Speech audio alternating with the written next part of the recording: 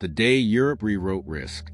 It happened without a single treaty being signed or a headline declaring a new era. Risk did not vanish, and nothing collapsed. Yet across Europe's financial system, something fundamental shifted. The rules that once defined safety were quietly rewritten. To understand how Europe arrived at this moment, we must return to a period when risk was treated as something to be measured, distributed, and neutralized. Capital ratios rose. Stress tests multiplied. Safeguards layered upon safeguards. After each crisis, regulators promised that the next one would be different, safer, more predictable. That promise still echoes today, every time markets trust frameworks more than behavior. The story begins with accumulation rather than failure. Banks complied. Clearinghouses expanded. Liquidity facilities matured. Resolution regimes grew sophisticated. Individually, each reform reduced vulnerability. Collectively, they created a system that behaved differently under pressure. Risk was no longer just absorbed. It was redirected, synchronized, and sometimes concentrated in places few expected. Early signals appeared across Europe's financial architecture. Stress no longer surfaced as sudden collapse. It emerged as liquidity strain without insolvency, volatility without panic, exhaustion without failure. Systems survived events that would once have triggered crisis, yet each survival left subtle distortions behind. Risk was moving, not disappearing. Inside regulatory circles, a realization took shape. Traditional definitions of safety no longer captured where danger lived. Capital strength did not guarantee liquidity. Liquidity did not guarantee flexibility. Automation did not guarantee resilience. The system was stronger, but also more rigid. Protection had changed incentives in ways models struggled to reflect. What unsettled policymakers most was not what they could see, but what they could not. Interventions were working, yet behavior was adapting around them. Markets learned to move with rules rather than against them. Stress migrated toward seams between frameworks, where responsibility blurred and timing mattered more than magnitude. Europe had not eliminated risk. It had transformed it. And transformation demands new understanding. The question was no longer how to prevent the next crisis, but how to recognize one when it no longer looks like the last. That question would soon demand an answer. And when it did, Europe would be forced to confront a reality few systems willingly accept. Risk had been rewritten. But not everyone understood the new language yet. The consequences of this rewrite began to surface in unexpected places. Stress tests passed comfortably, yet markets tightened without warning. Capital buffers held firm, yet liquidity evaporated in specific corridors. Institutions remained solvent, yet activity slowed as if something unseen were pressing against the system. Risk had not increased in size. It had changed in shape. Banks noticed first through behavior rather than numbers. Clients hesitated. Funding became selective. Transactions that once cleared smoothly now required additional confirmation, additional margin, additional time. None of this signaled crisis. All of it signaled friction. The system was functioning, but it was no longer fluid. Clearinghouses observed similar patterns. Margin frameworks worked exactly as designed, yet their effectiveness altered market rhythm. Automatic adjustments compressed reactions into shorter windows. Volatility did not explode. It pulsed. Each pulse demanded immediate response, drawing liquidity toward protective mechanisms and away from productive use. Safety was being prioritized over movement. Central banks felt the shift most acutely. Their facilities were accessed not during emergencies, but during ordinary stress. Support mechanisms had become part of routine operation. Intervention blended into normality. This blurred the line between backstop and baseline, making it harder to distinguish resilience from dependence. Regulators struggled with interpretation. Traditional warning signs no longer applied cleanly. No single institution was failing. No balance sheet demanded rescue. Yet coordination failures loomed. Systems that were safe individually were becoming strained collectively.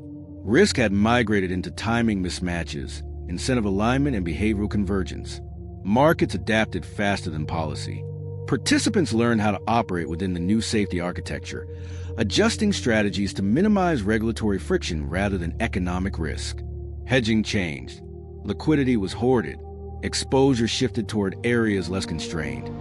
Even when those areas were less transparent, protection reshaped flow. What troubled policymakers most was the absence of clear thresholds. In the old world, risk announced itself through losses. In the new world, it appeared through exhaustion. Systems slowed. Capital sat idle. Growth softened not because of shock, but because of constraint. The cost of safety was becoming visible.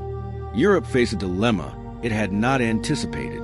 The system was doing what it had been built to do, and yet the outcome felt fragile.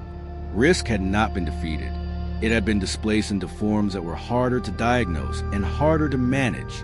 The realization was unsettling. The problem was no longer insufficient regulation. It was interaction. Frameworks overlapped, reinforced, and sometimes amplified one another. Safety mechanisms collided, creating pressure points no single authority owned. As these patterns became clearer, one conclusion emerged quietly but firmly. Europe could no longer treat risk as a static quantity to be absorbed. It had to be understood as a dynamic force shaped by the very rules meant to contain it. And that understanding would demand changes far deeper than any single reform. The tension reached its peak when multiple safeguards activated at once. Liquidity facilities expanded, margin requirements tightened, and capital preservation rules constrained lending, all in response to the same moderate stress. None of these actions were wrong. Each was justified within its own mandate. Together, they produced a system-wide slowdown that no single authority had intended. Inside banks, the effect was paradoxical.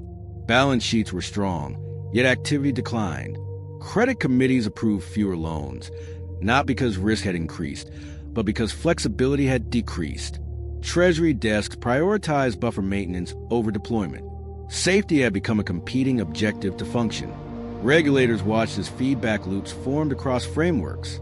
Clearing demanded liquidity precisely when banks were incentivized to conserve it.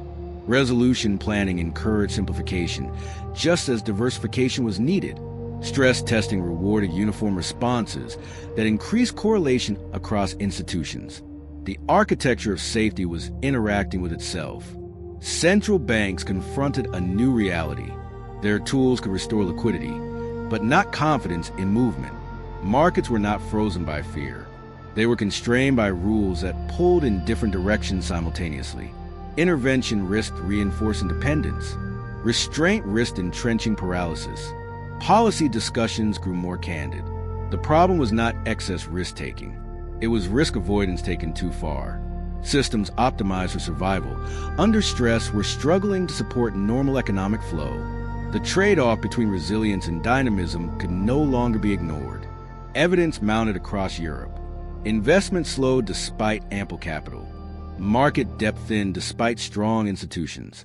Volatility clustered into short bursts that triggered mechanical responses without resolution. Risk was not exploding. It was circulating, trapped within protective boundaries. What unsettled policymakers most was recognition of their own success. Each reform had worked, but success layered upon success had altered behavior in ways that no single reform had anticipated. The system had become robust, but also brittle, resistant to collapse, yet sensitive to constraint. The moment demanded a shift in thinking.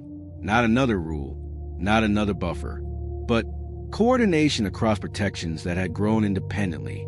Europe faced a choice between continuing to add safeguards or learning how to harmonize the ones already had. The day Europe rewrote risk was no longer about what had changed. It was about whether understanding could catch up before friction hardened into fragility. The response unfolded not as a single reform, but as a recalibration of philosophy. Europe began to recognize that risk could no longer be managed in isolation, framework by framework. Safety mechanisms had to speak to one another. Timing mattered as much as thresholds. Flexibility had to be reintroduced without surrendering discipline. Regulators adjusted coordination rather than control. Stress tests were redesigned to reward diversity instead of uniform response. Liquidity rules were reviewed for interaction effects, not just standalone strength. Clearing frameworks gained pacing mechanisms. Resolution planning emphasized continuity alongside absorption. Risk was no longer treated as something to be locked away. It was treated as something to be guided. The impact was gradual but visible. Markets regained depth. Credit flow loosened without recklessness. Institutions rediscovered room to move without undermining resilience. The system did not become weaker. It became more adaptive. Safety remained, but it no longer dominated behavior to the point of paralysis. Europe had not abandoned its post-crisis architecture. It had matured it. Policymakers accepted a difficult truth. Absolute protection is an illusion. Every safeguard carries cost, and unmanaged interaction can be as dangerous as absence. Risk cannot be erased. It must be shaped. The day Europe rewrote, risk did not end with applause or relief. It ended with humility. The understanding that stability is not a destination reached through accumulation, but a balance maintained through awareness. What emerged was not a safer Europe in the abstract, but a wiser one. One that learned to watch how systems behave, not just how they measure. In that awareness lay a new form of strength, quieter and harder to quantify. So what do you think? Are we repeating the same mistake again? The day